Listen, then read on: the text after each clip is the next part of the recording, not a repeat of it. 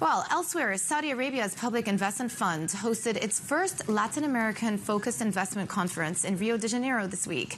The Gulf nation is looking to further tap into investment opportunities in South America. Two-way trade between the kingdom and Brazil totaled about $7 billion last year. It comes amid a broader push to deepen trade and investment ties between the Gulf and South American countries. My next guest is Jose Luis Vittor, partner at Womble Bond Dickinson, and he joins us now in the studio. I guess the obvious question here is, why does the Gulf need partners in Latin America? Good morning. Thank you for having me.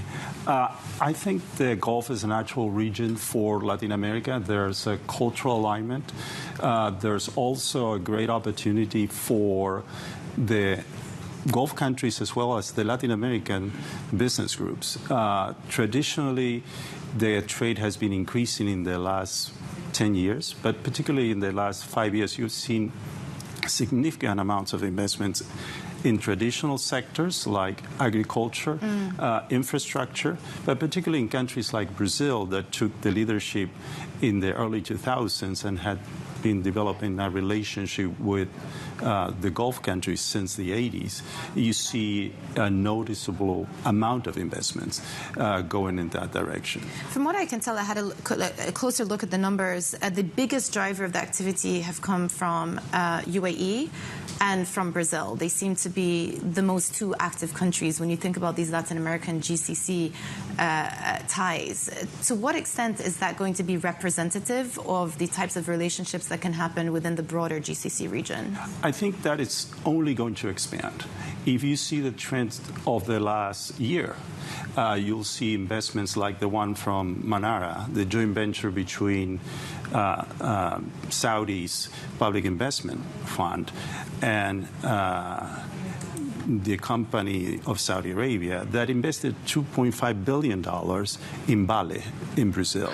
You have $13.5 billion from Mubadala that already raised their second fund in Brazil that is going to invest over the years around $1 billion a year in Brazil in biofuels and other projects. Yeah, you raise a very interesting point because it seems like a lot of the investment is coming out of Saudi Arabia into Brazil. What about the reverse? What are we seeing on the other side, Brazil into Saudi Arabia? Actually, we started to see an increase in the flow inbound into the Gulf countries. One of the things that it's remarkable, particularly with Brazil, they have been the largest provider of halal meat to the region through BRF or the Saudi brand. There's also a great opportunity in addition to infrastructure, minerals, to expand the investments in the sectors like poultry, fisheries, infrastructure. Saudi Arabia recently announced they intend to expand those areas for foreign investors. And I think for Latin American countries that have great technology in agriculture, in cattle raising, in livestock, in fisheries, and all the supply chain and infrastructure, that is going to enhance possibilities. Coupled with some incentives that you have. You have incentives in self-loans and packages, for instance, in Saudi Arabia right now, that can give you up to 70% of benefits for your projects. I think there's also an interest from the Public Investment Fund of seeing a diversification of investors, where you're going to see probably more Latin corporates. Well, I guess that leads me on to my next question. How is this type of relationship different from the relationship GCC would have with other trading partners around the world? I think there's a natural alignment between the culture of the GCC countries and Latin America. If you see the investment, for instance, that I referred to, Manara, it's a minority investment, 10%. Usually, GCC countries go to Latin America. They don't try to impose conditions. They align with the local community. That is always welcome. But in this case, it's a natural way of getting into the business community.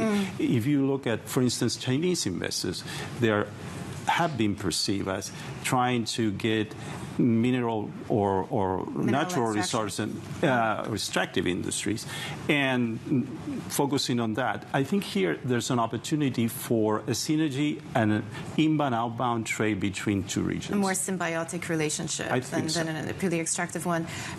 My next question is, this isn't just about trade, because there must be broader angles as well, geopolitical, security angles. To what extent does one bring about the other? I think that's correct. I think there's a clear intention of the Gulf countries to diversify their relationships, and I think they have been a little bit behind from traditional investors, the European investors, the U.S. investors, the Asian investors into Latin America. I think there's a clear intent, and the forum that you described in the introduction, it's a clear example of how the GCC countries are trying to expand the relationships.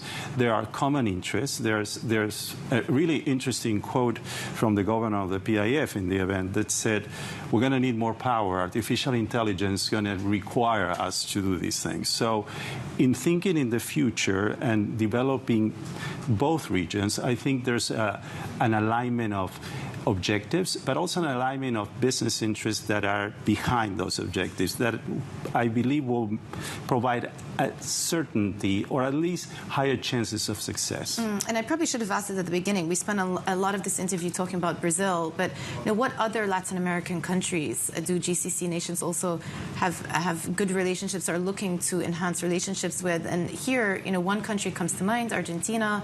We've got a new president, new changes, big 24 hours in terms of legislative, reforms being passed through the Senate. Does that open up trading possibilities? Absolutely. You mentioned Argentina. Argentina was the #2 country in Gulf exports and investments, I think, since 2015. And you mentioned the recent passing of the omni-comprehensive reform package that President Milei just passed, the Senate passed yesterday. I think that will open a lot of opportunities as well. You will have investments in mining. Argentina has large reserves of lithium. It's one of the largest in the world. Has the second or third largest shale play in the world, Vaca Muerta. So Qatar Energy, for instance, is already an investor in Argentina. You have the infrastructure sector, Dubai ports, investing in Peru and Ecuador. They are testing and more in technology in Chile right now. We mentioned also Mexico. I think there's an opportunity there for larger investments.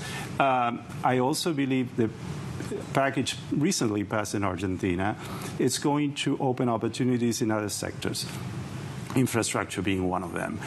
I believe also that there are other opportunities in Colombia that has been present in the defense sector with the Gulf countries. Well, very comprehensive. Thank you so much for coming on and talking us through what has been happening in the GCC and these Latin American countries. Jose Luis Vittor, partner at Womble Bond Dickinson. Thank you.